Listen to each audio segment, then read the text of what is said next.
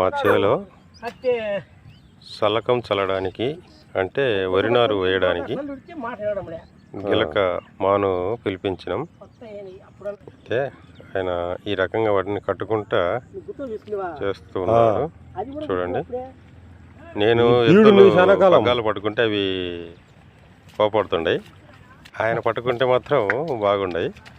ఎవరు ఎద్దులు వాళ్ళకి అలవాటు అనమాట. చూడండి, మా చేలో ఇట్లా గిలకేసి ఇట్లా చేస్తూ ఉన్నాడు. ఈ రైతుకు ఒక లైక్ చేద్దామా మనం?